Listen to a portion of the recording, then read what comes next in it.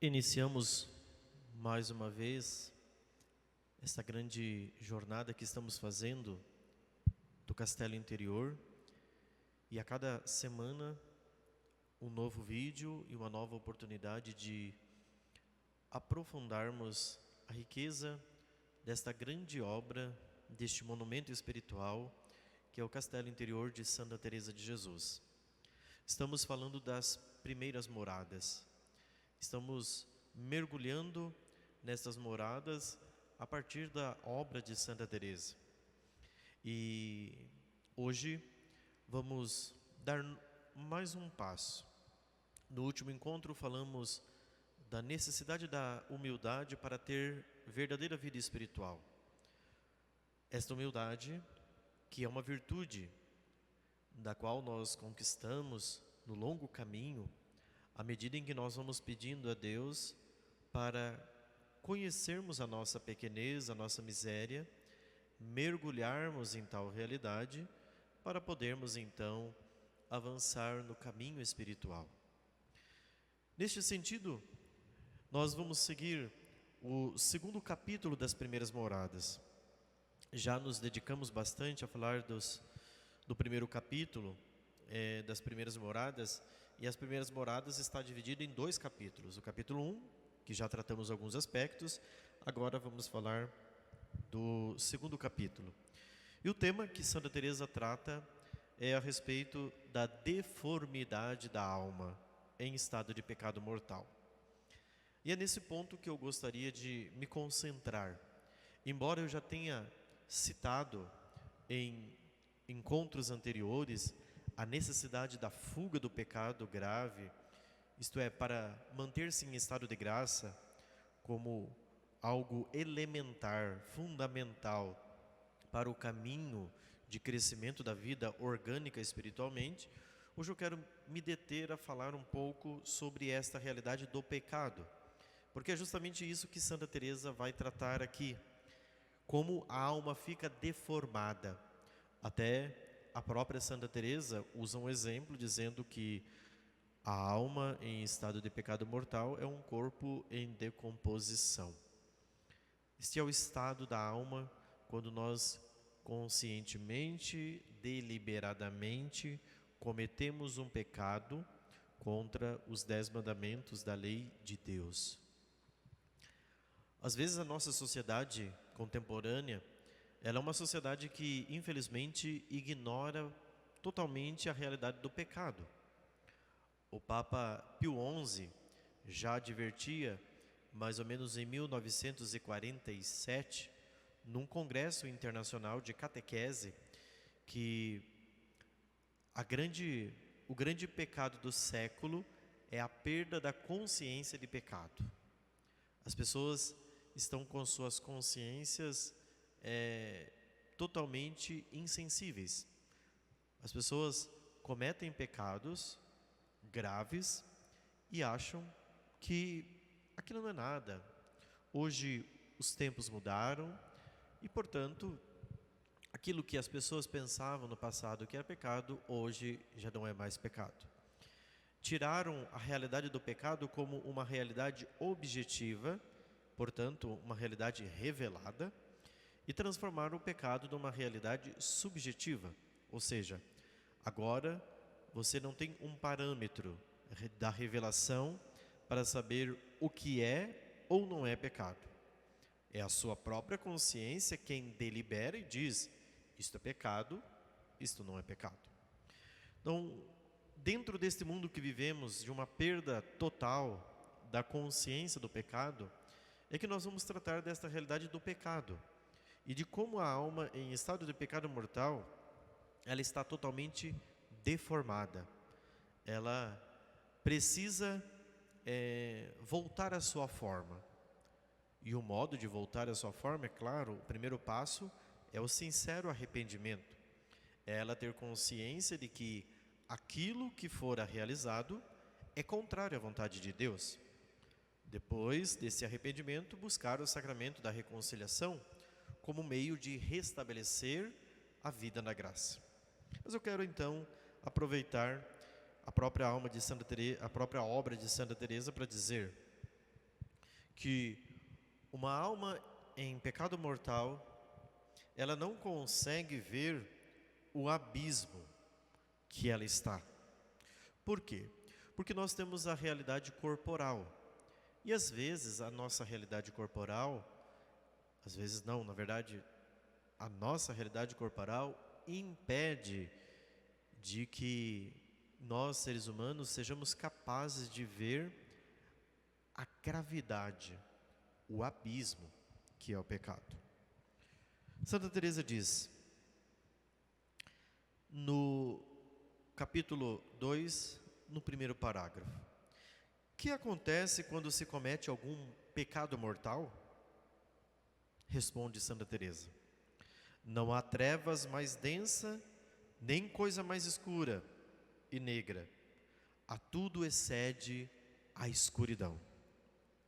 Basta dizer que o mesmo sol, que lhe dava tanto esplendor e beleza, está ainda no centro da alma, mas é como se aí não estivesse. Como o cristal tem aptidão para refletir o esplendor do sol, a alma ainda possui a capacidade de desfrutar a suprema felicidade comunicada por Sua Majestade.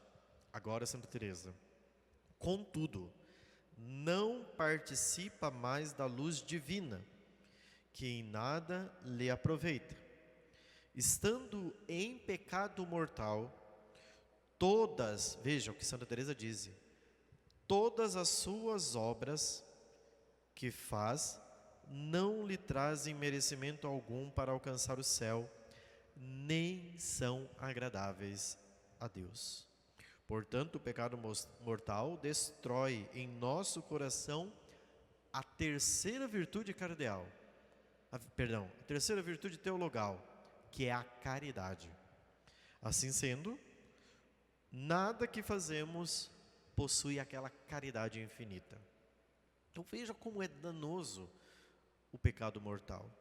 Veja como é lamentável a situação de uma alma que se encontra nesta circunstância.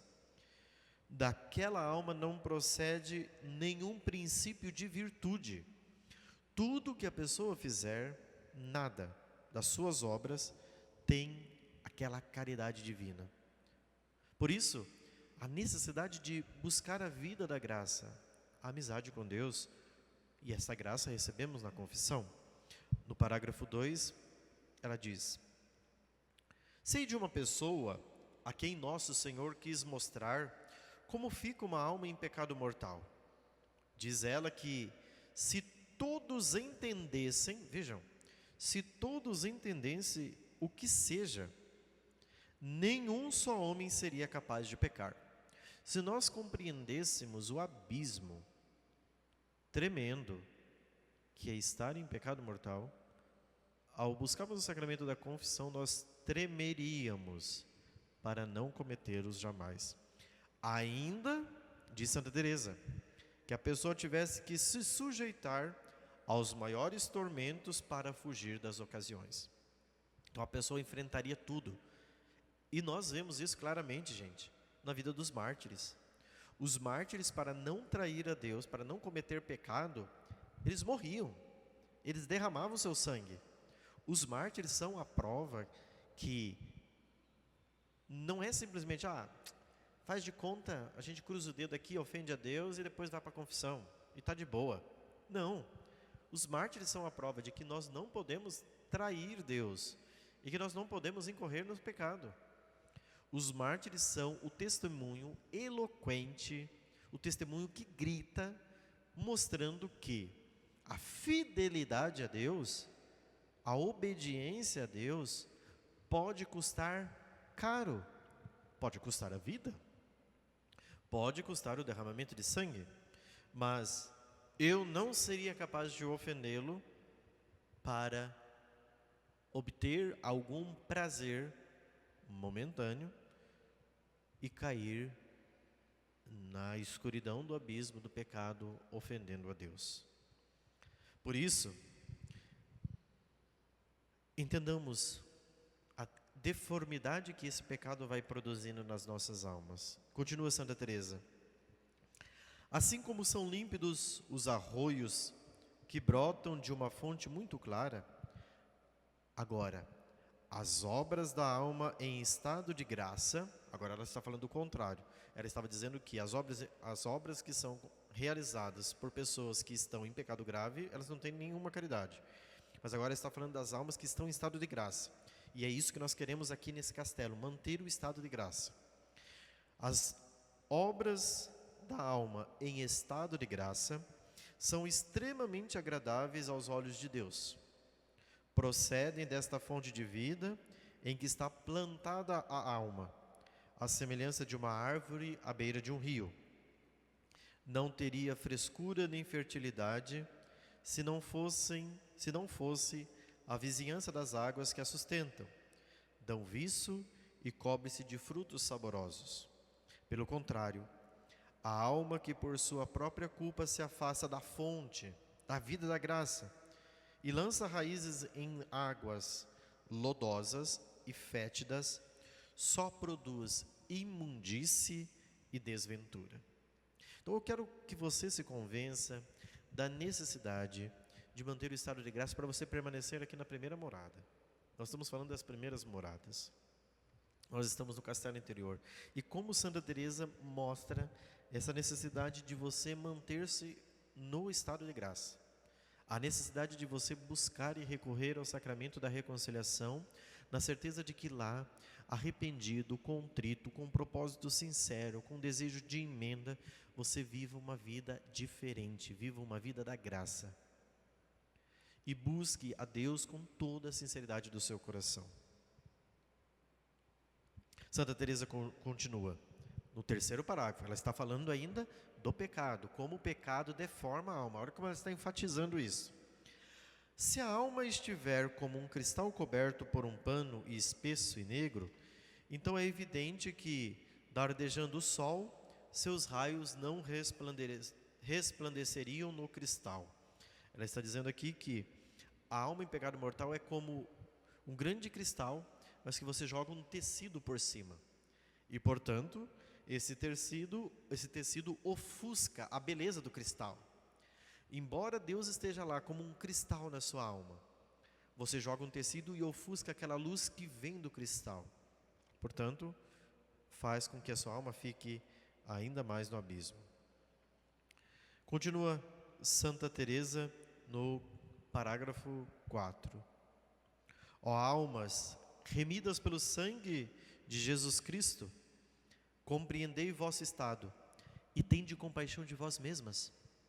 Então, à medida que você compreende esse estado da sua alma, você tem compaixão dela. Pensai bem, diz Santa Teresa, se a vida vos acaba nesse estado, jamais tornareis a desfrutar desta luz. Se você morre exatamente agora e você está em pecado mortal, você não vai desfrutar da luz. Você não vai desfrutar da beatitude, da vida sobrenatural, da amizade com Deus. E, portanto, você vai para o abismo. Continua Santa Teresa.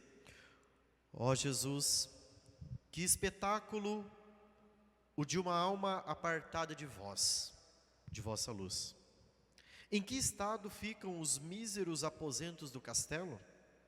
Como andam perturbados os sentidos, quero dizer, a gente que aí vive, e as faculdades da alma, que são os guardas, os mordomos e os mestres-sala. Com que cegueira, com que mau governo desempenham suas funções. Em uma palavra, se a árvore está plantada em terreno do demônio, que fruto ela pode dar?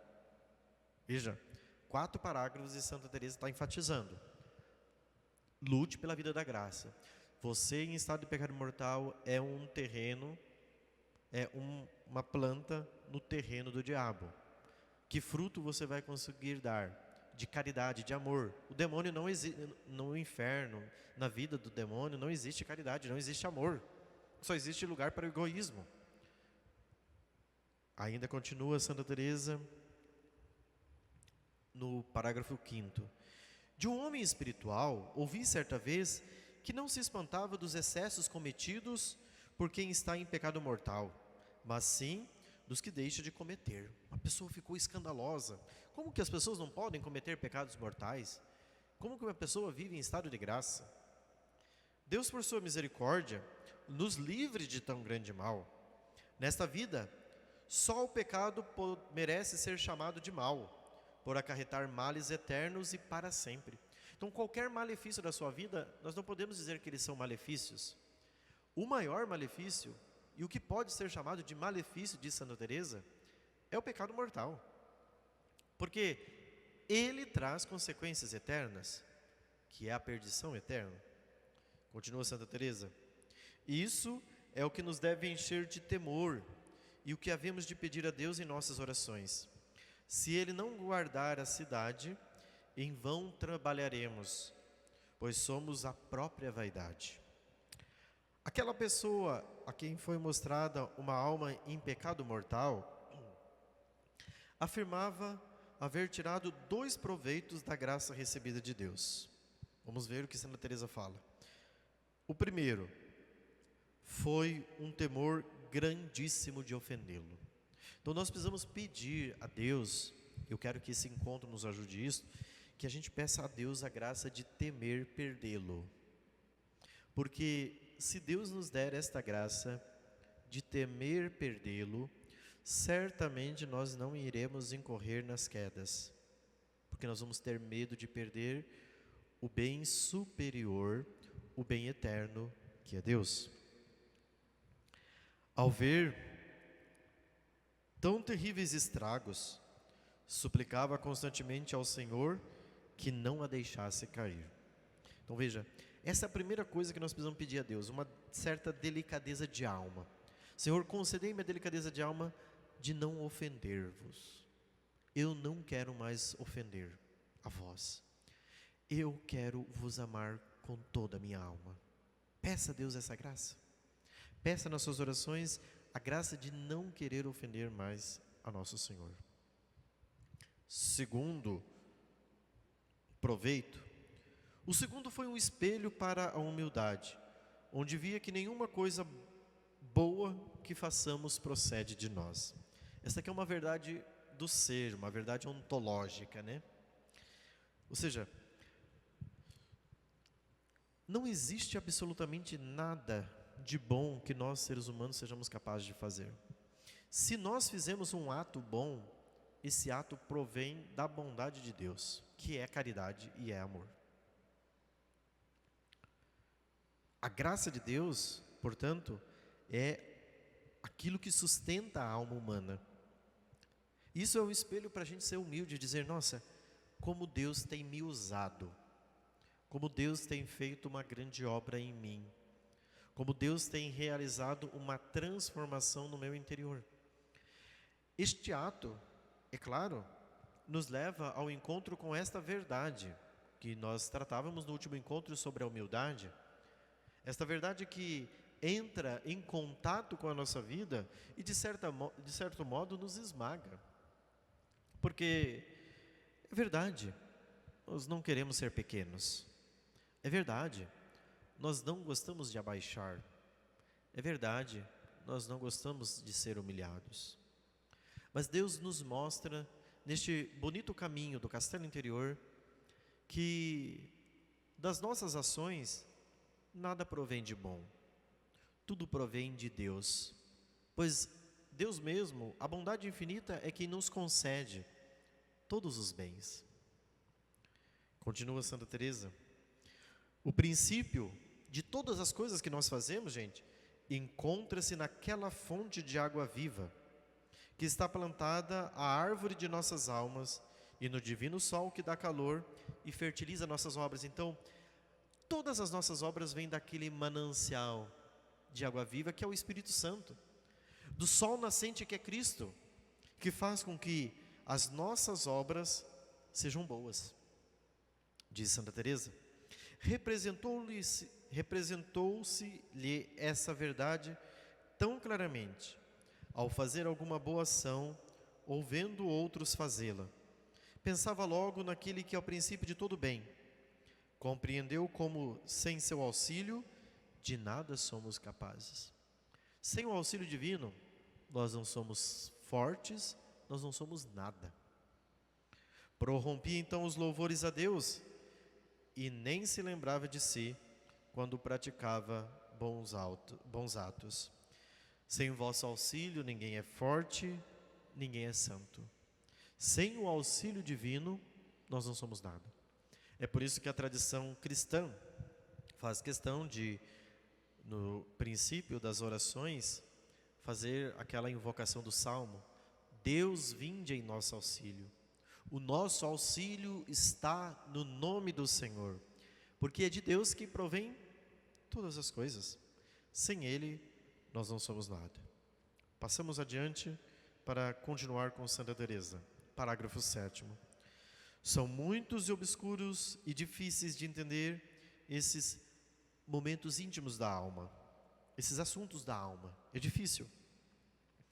Quem, como eu, sabe tão pouco, dirá forçosamente coisas supérfluas e até disparates, antes de acertar com palavras adequadas.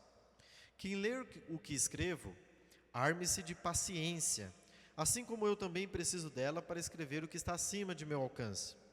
Algumas vezes tomo o papel como criatura boba, sem saber o que dizer e por onde começar.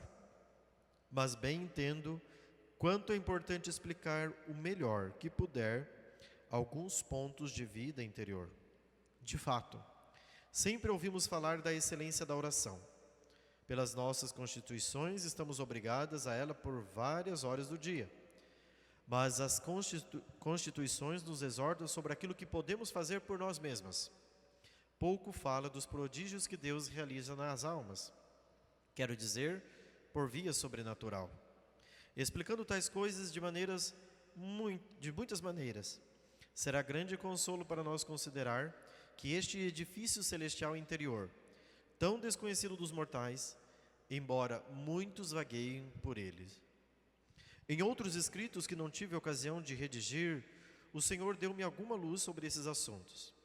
Vejo, porém, que eu não compreendia como agora certas coisas, especialmente as mais difíceis. Santa Teresa está dizendo isso porque ela já escreveu 2 obras antes desta obra, que foi o Caminho de Perfeição e o Livro da Vida. Agora já é a 3ª obra que ela está escrevendo. Terei que repetir coisas sabíssimas.